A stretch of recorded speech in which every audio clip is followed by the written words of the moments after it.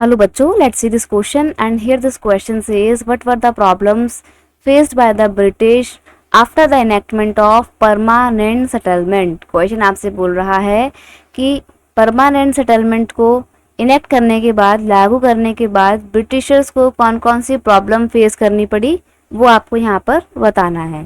देखिए, permanent settlement क्या था। परमानेंट सेटलमेंट को इंट्रोड्यूस किया था ब्रिटिश गवर्नमेंट ने, नहीं 19 तो नहीं, 1793 में इसको इंट्रोड्यूस किया गया था। बेसिकली तो इसको बंगाल रीजन में शुरू किया गया था। बंगाल में, उड़ीसा में, झारखंड का जो एरिया है वहाँ पर, और कुछ पार्ट नॉर्थ उत्तर प्रदेश के, north east Uttar Pradesh basically, वहाँ पर इस परमानेंट सेटलमेंट को 1793 में इंट्रोड्यूस किया गया था बाय द लॉर्ड कॉर्नवालिस। इसमें था कि जो लैंड का रेवेन्यू है ना, वो परमानेंटली एक हाई रेशो पे फिक्स कर दिया जाएगा और उसको ज़मींदार को वसूलना होगा। किसानों से ज़मींदार वसूलेगा और जाके ईस्ट इंडिया कंपनी को दे देगा। ये सिस्टम था परमानेंट सेटलमेंट।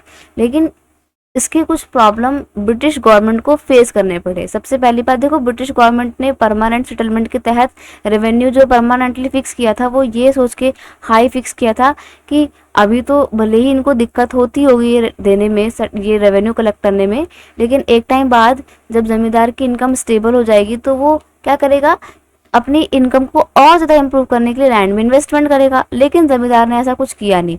तो ब्रिटिशर्स ने जैसे सोचा था कि लैंड इम्प्रूव होगा, वैसा कुछ भी नहीं हुआ। तो ये तो पहली प्रॉब्लम थी। Zamindars were not interesting in the improvement of land. जमींदार ने को बिल्कुल भी इंटरेस्ट नहीं दिखाया, कोई इन्वेस्टमेंट नहीं करी लैंड को इम्प्रूव करने में। By the first decade of the 19th century, income of zamindars increase but no do do not help British East India government to gain profit। देखो क्या होता है, जो 19th सेंचुरी का फर्स्ट डिकेड था, यानी कि 1800 की शुरुआत में जो इनकम है जमींदारों की वो बढ़ने लगी थी, बट इसने किसी भी तरीके से ब्रिटिश ईस्ट इंडिया कंपनी को मदद नहीं करी कि वो प्रॉफिट गेन करें और इंक्रीज रेवेन्यू डिमांड, और ना ही वो अपना रेवेन्यू की डिमांड को इंक्रीज कर सकते थे। क्यों? क्योंकि उन्होंने तो भैया रेवेन्यू को परमानेंटली फिक्स कर दिया था, ठीक है, because it had been fix permanently under the permanent settlement. अब जब परमानेंट सेटलमेंट के तहत आपने लैंड रेवेन्यू को परमानेंटली फिक्स कर दिया है, तो अब भले ही जमींदारों को प्रॉफिट हो, आप तो उसमें अपना शेयर नहीं दे सकते हो ना, आप तो रेवेन्यू इंक्रीज नहीं कर सकते क्योंकि आपने पहले ही फिक्स कर दिया था परमानेंटली।